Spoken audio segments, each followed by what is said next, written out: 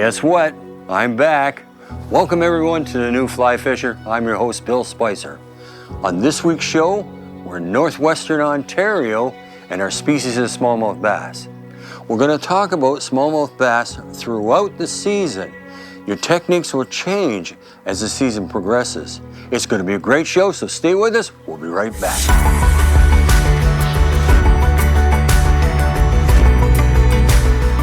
Ooh, that's a nice size fish. What? Absolutely fantastic.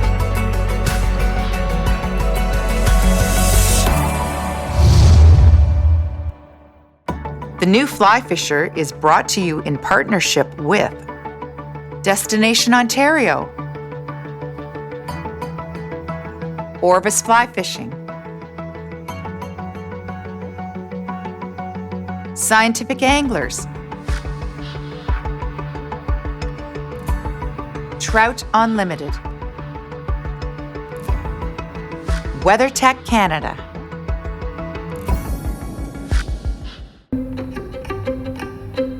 Sunset Country in northwestern Ontario. There are over 70,000 lakes, and finding uncrowded angling opportunities is never hard. Sunset Country is located directly north of Minnesota. When talking about freshwater fishing, Sunset Country is always mentioned. Nowhere else do the lakes offer such a variety of species: trophy-sized smallmouth bass, walleye, and huge pike, with some lakes even offering muskie. This week we travel to one such place, Branch's Seine River Lodge. Our host and guide this week is lodge owner Quentin Branch. Quint, as he likes to be called, grew up in the area and is an expert guide. I know with his help, I will be successful. Have you ever fished your favorite smallmouth bass lake one day and the fish are active and hungry, but the next time you return to the lake, they're not in the same areas you fished before? Why is this? This episode, we're going to explore how you must change tactics when fishing smallmouth in the spring, summer, and fall. Before they spawn in the spring, smallmouth move near sun-warmed shorelines and back bays. These areas warm up first and attract bait fish, thus attracting smallmouth. If you find water temperatures from 55 to 60 degrees Fahrenheit, you will find feeding fish.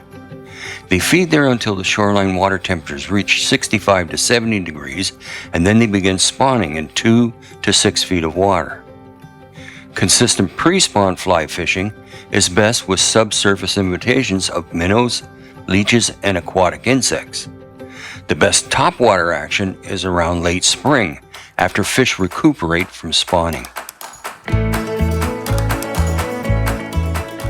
Watch as Colin McEwen and his daughter Jenna have great fun with streamers and poppers when they visited Seine River Lodge early in the season. So it's first thing in the morning. It's going to be a beautiful day. It's going to be hot. It's perfect conditions for topwater bass fishing. But it's been a cool night, so the water temperature is still high 50s. I think once it gets into the low 60s, the topwater will be on. But what we're gonna do, we just fished along the shoreline. We haven't had any hits yet on topwater.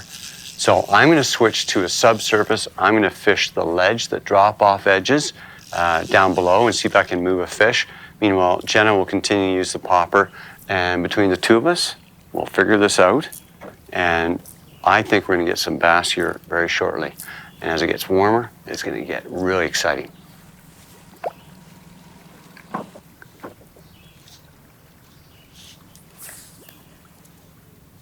Dad? Got bass. So I kind of did a bad thing. I kind of poached this fish from Jenna. Yeah, not funny. I cast, she put her popper up under the shallow edge there, brought it across, and then I cast right to the edge. My fly dropped down, and I don't think it sank more than a couple feet, and I felt a tug, and I got this bass. First bass of the day. So they're not on top yet. We haven't had anything come up, but that's okay. That's how it is. Oh, just a nice bass. Look at this. That's not bad, is it, Darcy? That's a very nice one. All right. That's, oh, that's. Biggest problem so far. I think so. This is 4 pounds, easy.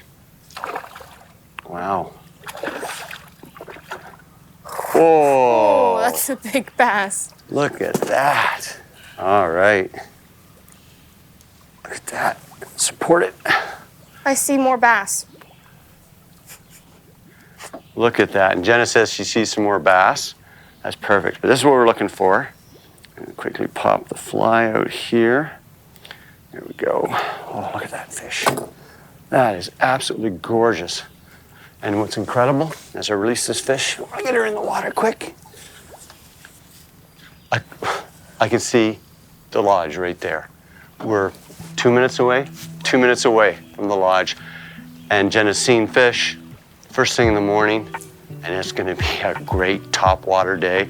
I just got that subsurface. It's fantastic.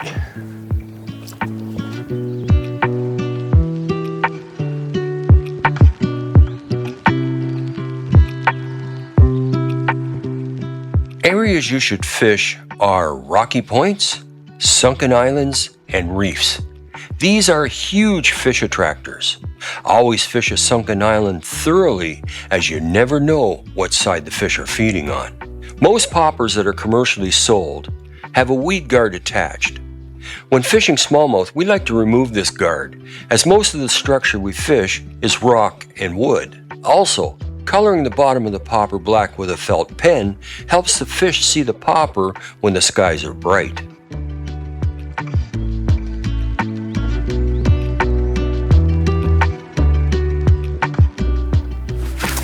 I have a fish. It's a big bass. Oh.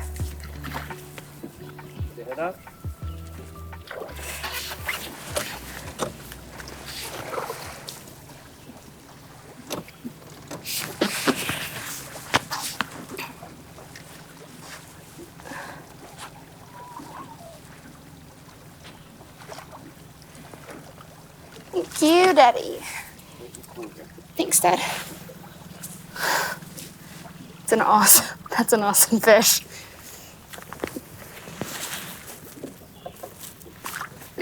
And there he goes. It's just bass after bass. I don't have any words. This is so cool.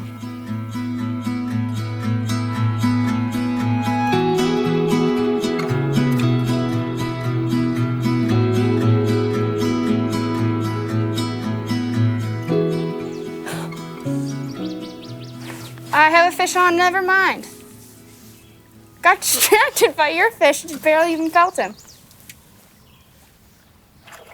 Good job, Dad.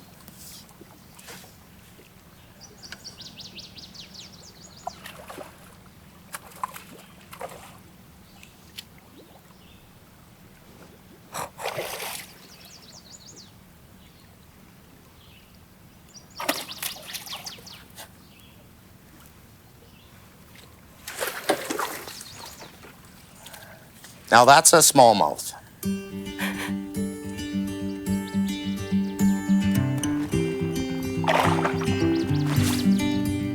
Spring smallmouth fishing can be non-stop. Look for warming back bays and shorelines with structure and water temperatures between 55 and 60 degrees Fahrenheit. Structure to look for could be rock or wood, anywhere a bass can hide and find food. Remember, at this time of year, the smallmouth bass are close to shore and feeding heavily. 5 years ago, I fished at Branch's Seine River Lodge in July. My tactics had to change from the spring because bass move to water temperatures that they're more comfortable in. Another hot spot that will hold smallmouth, and usually lots of them, are sunken islands. The rocks forming the island attract bait fish, which in turn attracts predators such as bass and pike. Always fish this structure thoroughly. Might a little bit of a weed patch there.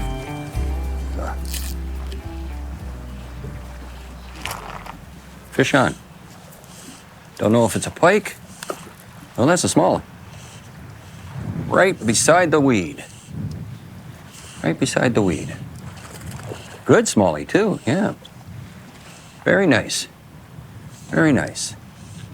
right beside the weed up there on this little rock island. This is mainly what we got to fish. This is a nice fish. Good fish. I'll net it. Yeah, going a little crazy right now. He's Clouser minnow. They, Darcy told me that they liked chartreuse, so I went chartreuse over white. There we go. That's a pretty good bass. Pretty good bass, so.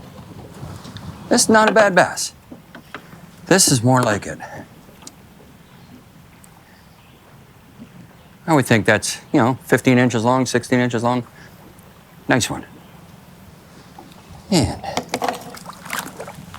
that was great. Now, you're always looking for structure, but on this lake, the best structure is rock piles. Smallmouth just hang out in rock piles. There's a little bit of a weed there, and I was just off to the left of it, so he was sitting right there. He hit it as soon as the fly landed in there. Oh, that was a fish. That was a fish. There we go. Got him. I don't know what it is, but I got a fish. It was twice he grabbed it. Sort of feels like Mr. Pike, I don't know. He's staying down. I don't know yet. The sun's gone away, so I really can't see. Staying down, it feels kind of like a pike, but I don't know. It might be a big bass. I've got a, whoa, it's a nice big bass. I went bigger on my bait to a game changer, it's called. This is a wonderful, wonderful fly. I'm really not sure who invented it, but it is a dynamite fly. It's got lots of action. It's sort of like a stick jerk bait. You got to put the action on it, but it's really big. Oh, that's a nice fish. That's a very good fish. And I'm trying to, I don't want him to jump too much. He hit it twice. First time he just grabbed the tail. And I'll lead him to you. Yes, sir, thank you very much. Sir, oh yes, this is more like it. This is, this is a Seine River smallmouth. How do you like that, folks? That's a Seine River smallmouth, and that's the game changer. This thing, it's got lots of action on it, and it's just got one hook, like that. It's a great, great fly. But yeah, that's more like it.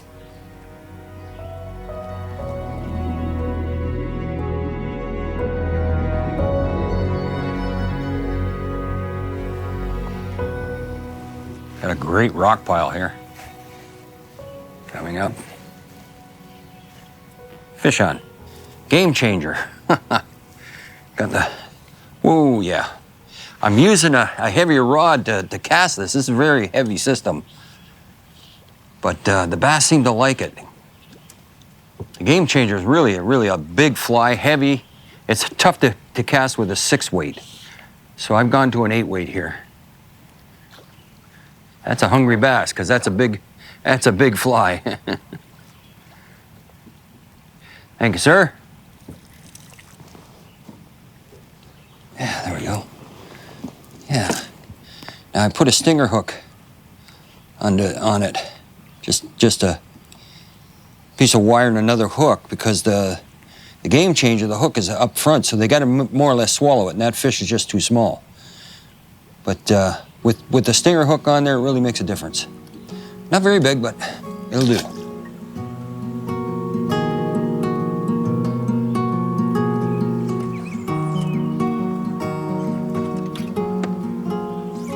Got it. Oh, grabbed it right there. Let's see if he'll take it again. I didn't even get to pop it. I have been using a popper in this back bay here because it's nice and calm, and I wanted something that made some noise, but we're actually in about 8 or 9 feet of water, and they could be just a little bit off right now and not willing to come up that far. So I'm going to switch to a subsurface that I can let sink a little bit and try to fish closer to the bottom. Even though the fish are deeper at this time of year, I always try a popper when the water calms down, as it is now. Smallmouth can't resist a noisy popper on the surface.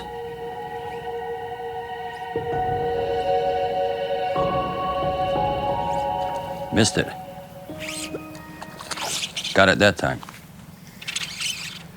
Don't know if that was a bass or a pike.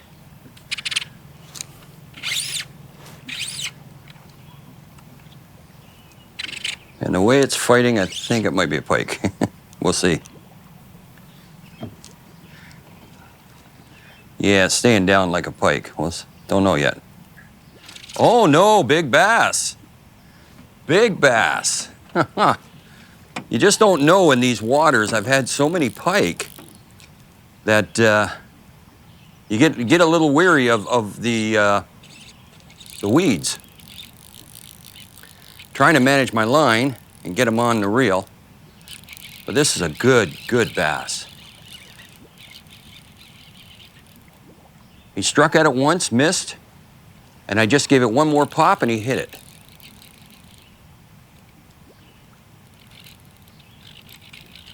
Oh yeah, nice bass. Get him up on the top more.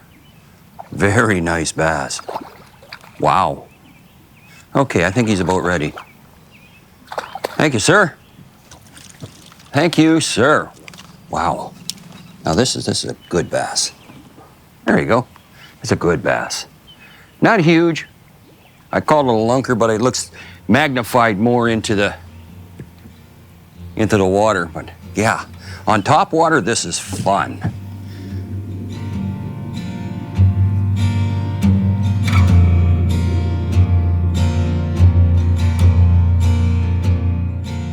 In review, summertime conditions dictate that fish are mostly deeper, but close to drop-offs and sunken islands.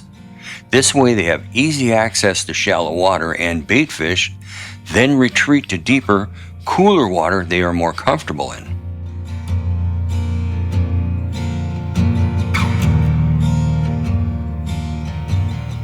Quint, can you give me a short history of the lodge? Well, the lodge, we think was built in the early 30s. Not a whole lot of information back then, but some people just put it together and cut some trees on there and built some cabins.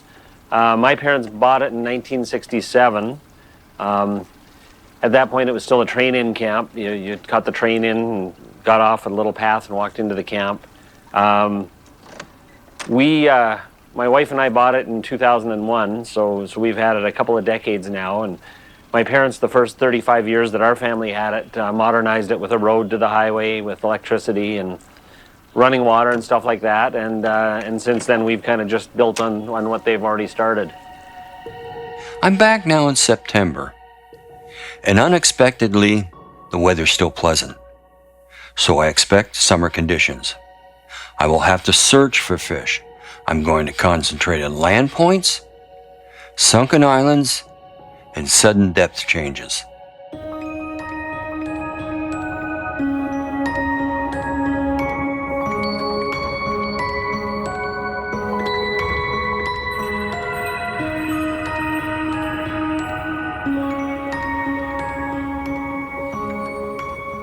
What I'm doing is we're in quite deep water here, 26, and it raises up to sometimes 10, 12 feet in the hump going up like that. That's what we're fishing. Now, I got to get down. The fish aren't going to be up higher. They're going to be down lower. So what I'm doing is after I cast, I'm counting to 20 in my head before I do anything. Just let it sink. Let it sink. And count to 20 in your head. Once you get to 20, then I figure you're close to the bottom. Then all I'm doing is just little twitches.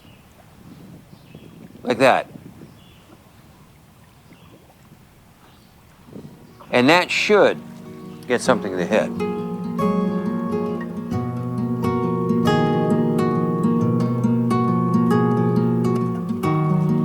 Now, I've been half an hour dragging around a woolly bugger. I got one little touch. They don't seem to want it. So I'm going to go to a leech pattern. What I've tied on, and this is got a good heavy head. It's jointed, so it'll give lots of action down there.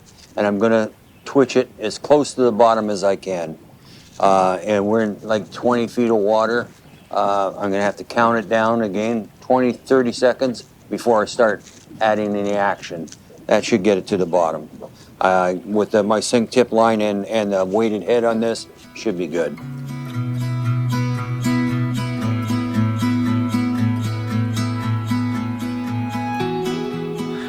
So we're just coming up to that little hump again here. Black leech works everywhere. Yeah, we have a pile right here, almost 24 feet. There we go. There we go. No, that's the bottom. Bottom. So it's good to know I was down that far. Yeah, that's really good. Like I said, it's completely against so we're marking a ton here, 24 feet, which is about where you were.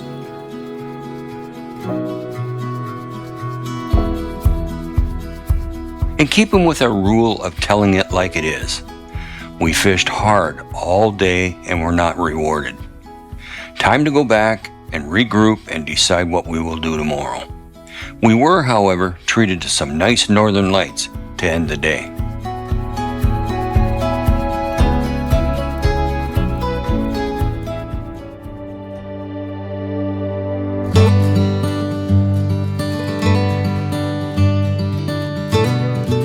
The next day, Quint suggested we head for a place simply called The Stumps. We're going to fish a little shallower today in about 11 to 15 feet of water. It's a bass. Yeah. Now, we've come and we're fishing along the banks here where it drops off right down to 12, 15 feet. And we were in deeper water before, but I think maybe they're coming in to feed. Yeah. Oh, good fight. Good fight. He grabbed my bottom fly, which is that jointed, oh, and he let go. Wouldn't you believe it?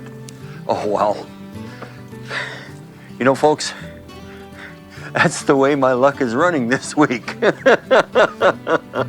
But we just proved where the fish are. So I think we're going to stick around this area, back and forth, and I'll cast off points. I'll cast towards shore, bring it out, and hopefully I can do that again. But that was he hit that like a ton. Bam!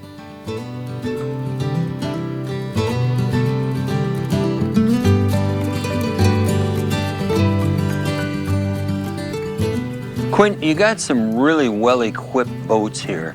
Can you describe them for us? Tell us what they're equipped with. Okay, we've got a couple different boat options for our packages. We've got a standard kind of skiff-type boat with bench seats with swivels on them, swivel seats on them, 15-horse four-stroke motors, Yamahas or Hondas. They all have depth finders, anchors, of course, paddles, and life jackets. And then we have our upgrade boat, which is a 16-foot Lund Fury, and they've got the flat floors. They tend, the upgrade boats tend to be the favorite for the fly fishermen or fly fisher people, because the casting deck and that, it's quite nice to be able to stand and not have your knees pointed together while you're trying to get a line out in the water.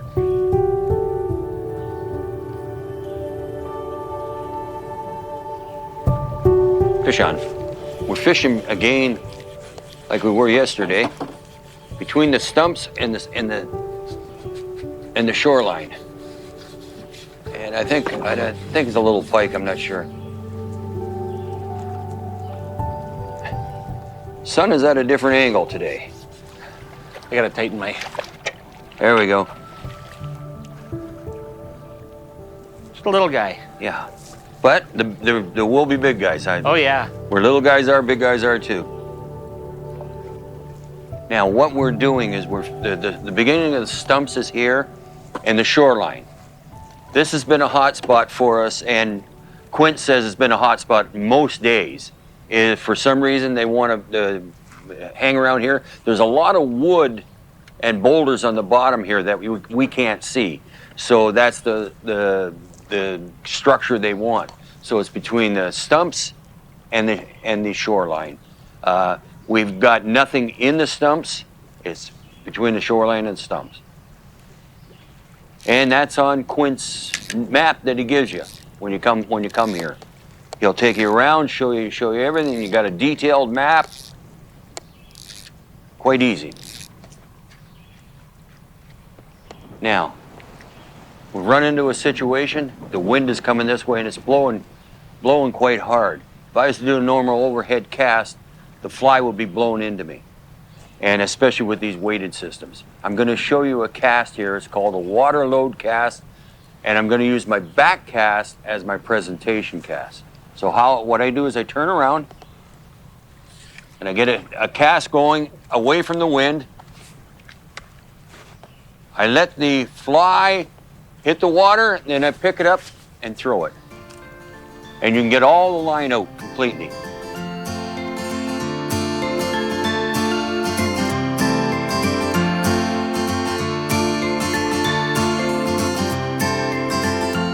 Quint, what species can we catch while we're up this way? In this area, in this particular system we're on, which is a 5-lake system connected by the Seine River, we have walleye, really good smallmouth bass, northern pike, crappie, perch, and a few whitefish and suckers and things like that thrown in for good measure. In the area, we also have some lakes that feature lake trout, so you can't get them from our docks, but you can trailer to them and launch at them, or we have boats and motors on them as portage lakes. In the Bay of Stumps, there was one particularly good land point that I was catching fish. Remember, at this time of year, the fish are starting to school for the winter. So if you find fish, don't move to another spot. One of my mentors had a saying, you never leave fish to find fish. Fish on. Stay on.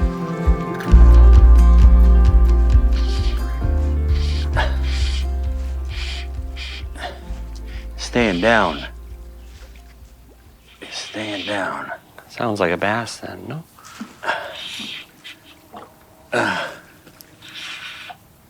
It's bass.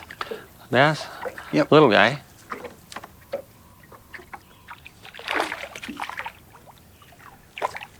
I'll let you even show that one there, Quint. I don't want to handle it. Okay. It's a little guy. But we Nice. changed tactics. Yeah. We went from deep to shallow water. We're starting to hit some fish now. Okay. Beautiful.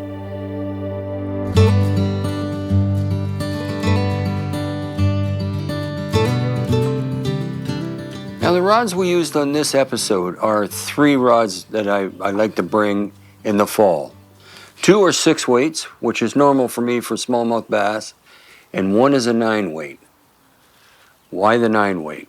Well, at this time of year, you must fish deep a lot of the times, and I've found in the past with a 6 weight rod, when a fish hits when you're 20 feet down, the stretch of the line and the bend of the rod, you can't set the hook properly.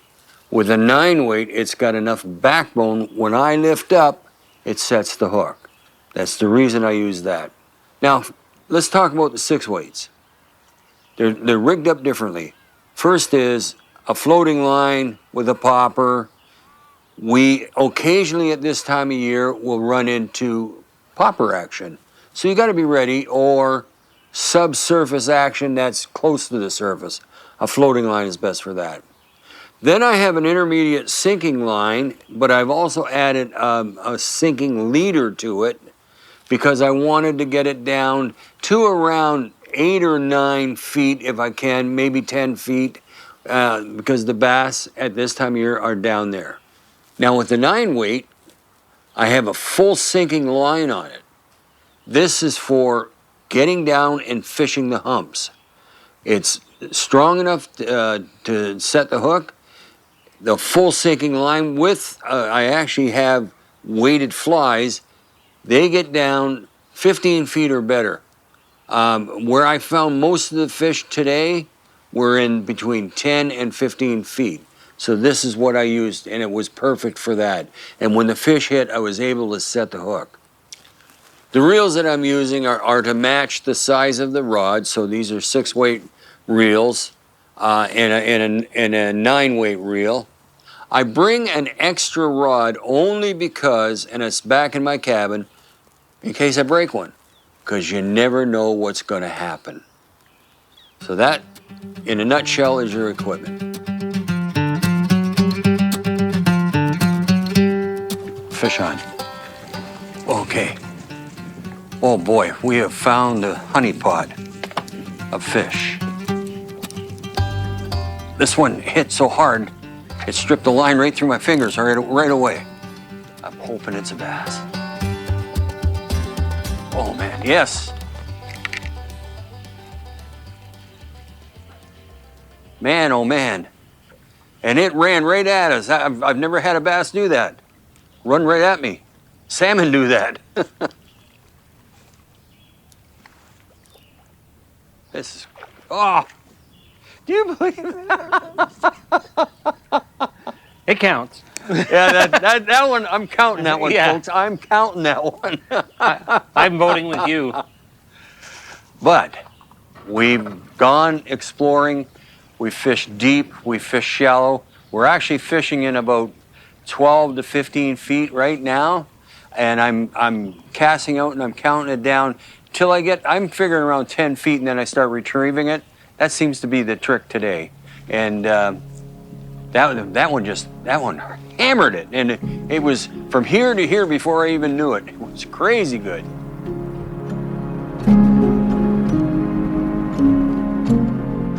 This day has been very frustrating to me. I lost a lot of fish today. We're going back for supper, and I'm going to spend some time tonight sharpening hooks. Tomorrow morning, we'll start off in the stumps, but in the afternoon, we'll move to deeper water.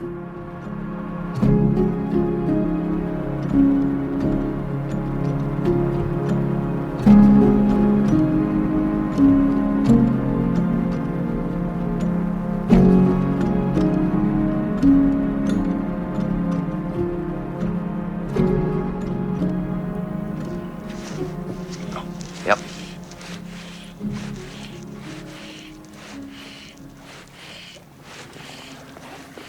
Not very big.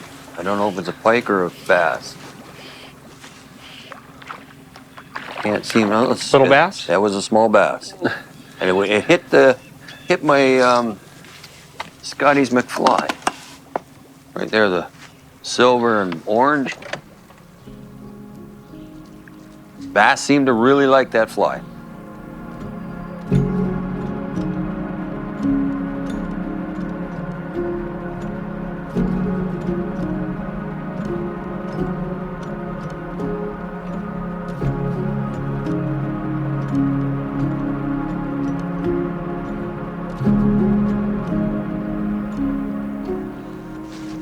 Okay. Oh.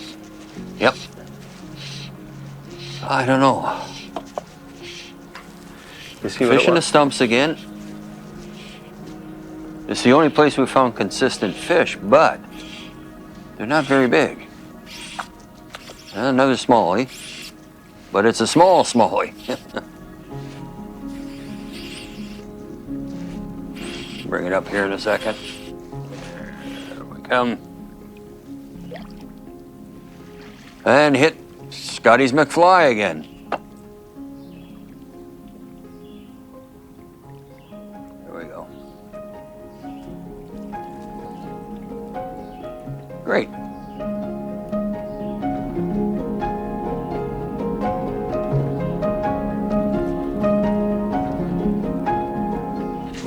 Oh yeah, whoa.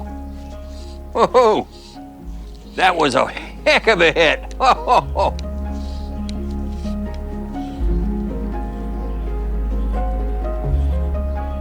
Come on. Wow. He scared me to him. He hit that hard. Come on. Don't get in the wood. Don't get in the... There we go. Whoa! Ah, decent one. A little bigger. Little big. It's not a monster by any means, but it's a little better. Boy, there's one thing about smallmouth. They always fight with attitude.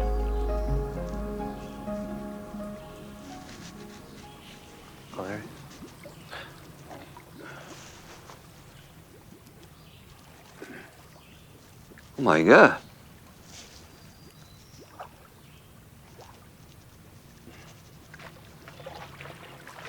Good man.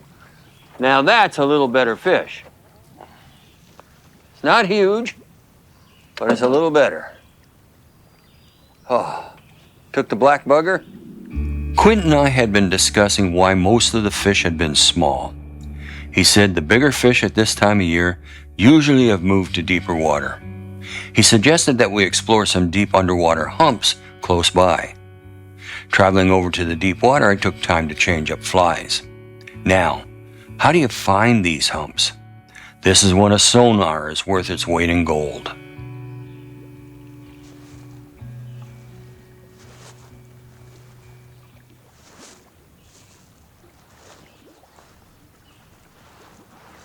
Allowing it to sink. We've been marking them at 15 feet, so I'm thinking about there. The fact that we have sonar is just so valuable to a man that's out in a lake and trying to find structure. Whoa, yeah. Whoa. That's got to be a bass It's gotta be. Please let it be.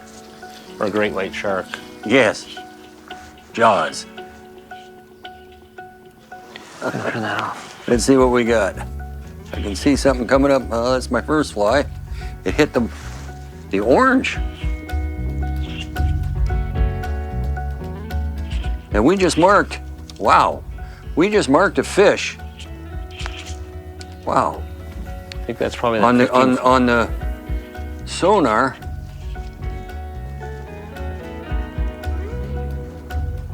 And this feels like a good fish. I think I'm gonna get him on the reel.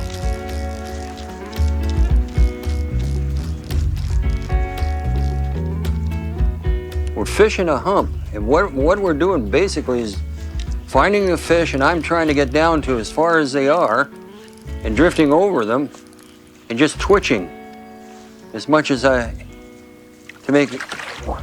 Oh, don't stab at it. There we go. Oh yes, it's a good bass. And he hit my orange woolly bugger, barbless. There you go. That's 18 inches. I think, eh?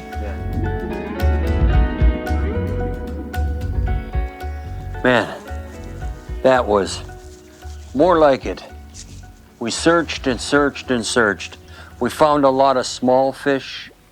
I had a chance at some big ones earlier. That was a really good fish in anybody's mind. It wasn't a 20-incher, but it was 17 inches. Good solid 17. I got it on an orange bugger. Now, why I picked orange is Quint told me that one of his favorite lures when he was fishing around here was an orange rapella. So I thought, well, I'll throw an orange woolly bugger on. And I got a full sink line on, and I had to be down at least 15 feet because that's where the fish were. This time of year, you have to get down and dirty. I got her down, and I was trying to touch the bottom if I could. And just twitch, twitch, twitch, and finally, wham, it hit. And there was no doubt about it when it did hit. Wow. Oh, yeah, yep. Passing over the humps. And I'm getting down, and I'm twitching along the bottom as close as I can get to the bottom. Now, this one doesn't feel huge, but we'll see. It's got shaking its head pretty big, but not like anything like the last fish I got. We'll see. Oh.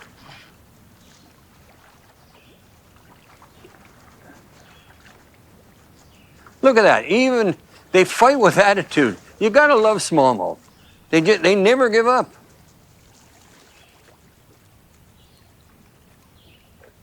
Good man. All right. All right. Now that's a better fish. I was calling it small. Man, oh man. I thought it was a small fish, but it's smaller, but it's still not a bad fish. And it fought with attitude. And again, on the orange woolly bugger. Look at how big the belly is. It just threw up 2 Cisco's.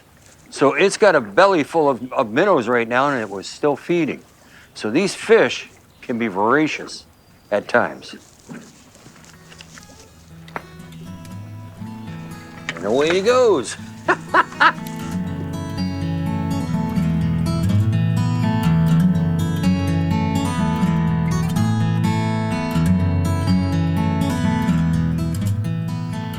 Well, it's come to the end of the show. First off, I'd like to thank everybody that sent me well wishes and greetings during my recent absence from the new fly fisher.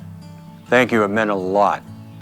Now, the techniques we showed you today will work in most places that have smallmouth. For more information on this show and others in our series, visit us on the web at thenewflyfisher.com. From all of us here at The New Fly Fisher, thanks for joining us. Tight lines, and we'll see you next time. The New Fly Fisher is brought to you in partnership with Destination Ontario, Orvis Fly Fishing, Scientific Anglers, Trout Unlimited, WeatherTech Canada,